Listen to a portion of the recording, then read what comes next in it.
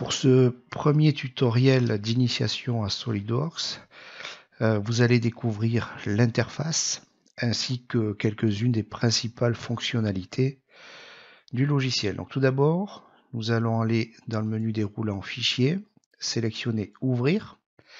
Nous allons travailler sur le modèle numérique d'une petite roulette de chariot de manutention.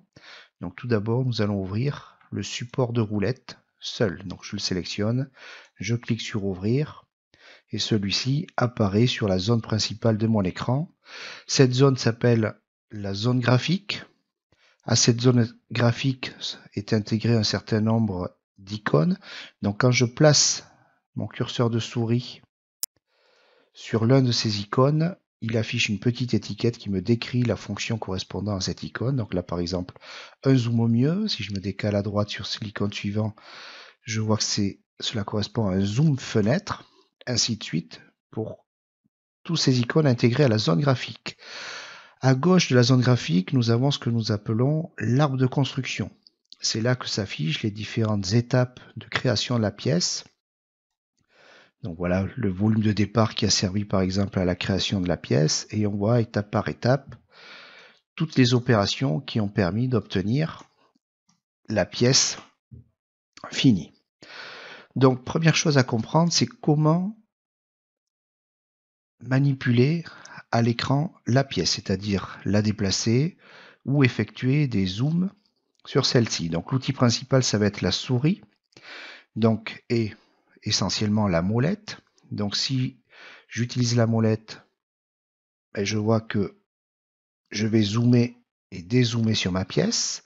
Si je maintiens la molette appuyée et que je déplace ma souris, je vois que ma pièce effectue des rotations autour de différents axes. Je peux également obtenir les mêmes déplacements à partir d'un clic droit de la souris, ce qui m'affiche cette série de fonctionnalités. Donc si je veux faire pivoter ma vue, je vais utiliser l'icône rotation de la vue. Et là, c'est avec le bouton gauche de la souris maintenu appuyé que je peux faire pivoter ma vue.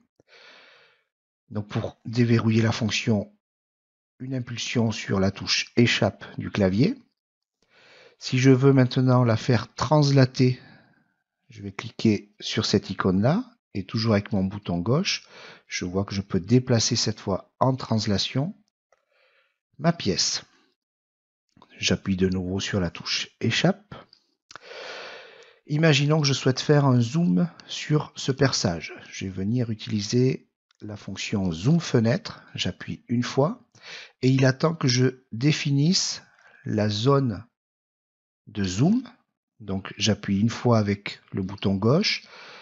Ça me permet de créer un petit rectangle de visualisation et quand je lâche, il vient zoomer sur la partie qui m'intéresse. Pour revenir avec la pièce complète à l'écran, je vais cliquer une fois sur Zoom au mieux. Ensuite, comme autre fonctionnalité, nous avons ici le menu déroulant d'orientation de la vue, donc qui permet, quand on clique dessus, de sélectionner les différents points d'observation autour de notre pièce. Donc par exemple, si je souhaite observer ma pièce en face de celle-ci, je vais cliquer sur Vue de face. Si je veux obtenir la représentation en vue de droite, je vais cliquer sur Vue de droite. Donc, autre alternative au clic sur cette icône-là, je peux directement appuyer sur la touche Espace du clavier, ce qui m'ouvre cette fenêtre-là, et sélectionner, par exemple, la vue isométrique pour l'obtenir à l'écran. Vous avez ici l'icône de style d'affichage avec 6 possibilités. Donc si je souhaite obtenir la vue avec les lignes cachées supprimées, je vais cliquer sur cette icône-là. Si je veux voir les lignes cachées apparentes, je vais cliquer sur cette icône-là. Si je veux passer de nouveau en image ombrée, je vais cliquer sur cette image-là. Donc voilà les principales fonctionnalités intégrées à la zone graphique. On va découvrir maintenant la possibilité qui nous est offerte pour colorier des surfaces. Donc je vais cliquer ici sur modifier l'apparence. Donc vous voyez que ça m'a intégré une fenêtre ici à la place de l'arbre de construction. Si je veux sélectionner, si je veux colorier toute la pièce, ben je me place ici sur sélectionner une pièce. Donc par défaut, la pièce est déjà notée. Je vais choisir la couleur et valider. Si maintenant je veux colorier une surface bien particulière, ben je vais d'abord sélectionner cette surface. Je vais de nouveau ouvrir la palette de couleurs en allant cliquer sur modifier l'apparence. Et je vais choisir la couleur que je souhaite attribuer à la surface. Donc si je veux cette surface plane ainsi que celle-là, je peux sélectionner mes deux surfaces, leur attribuer une couleur et valider. Si je veux maintenant colorier mes 4 perçages en bleu par exemple, je vais venir zoomer, sélectionner la surface cylindrique qui correspond au perçage, aller de nouveau sur l'icône modifier l'apparence, choisir la couleur et choisir les 4 surfaces. Donc vous voyez que j'utilise le zoom, l'action qui permet de faire pivoter la pièce. Et une fois que mes 4 perçages sont sélectionnés, on les retrouve ici dans cette zone bleue, donc phase 1, phase 2, phase 3 et phase 4, je vais venir confirmer. Donc voilà comment colorier des surfaces. On va maintenant ouvrir la roulette complète. Donc cette fois, on n'est plus dans un fichier pièces, mais on se retrouve dans ce qu'on appelle un fichier assemblage, où sont assemblées les différentes pièces qui ont été créées.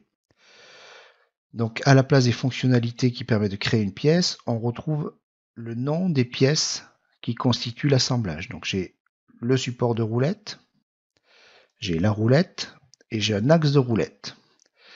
Donc je vais tout d'abord attribuer de nouveau une couleur à ma pièce, support de roulette, voilà.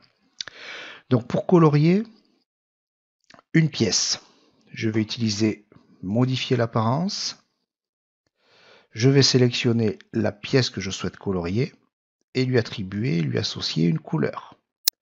Donc le bleu par exemple pour le support, je peux sélectionner mon axe, cliquer sur modifier l'apparence et choisir la couleur jaune pour l'axe. Alors vous voyez qu'ici, il n'a sélectionné que la face, donc je vais basculer ici sur sélectionner une pièce, effacer la première sélection et venir cliquer de nouveau sur mon axe. Et là, vous voyez qu'il colorie complètement l'axe de la roulette. Je valide et je vais laisser la roue en noir. Donc, sur un assemblage, on a la possibilité de cacher des pièces. Donc, je vais venir sélectionner mon support de roulette. Et parmi toutes les fonctionnalités qui sont proposées ici, je vais venir cliquer sur cacher les composants.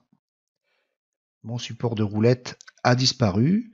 Dans l'arbre de construction où sont listées les pièces qui constituent l'assemblage, vous voyez que le petit icône à côté de la pièce n'est plus jaune mais gris.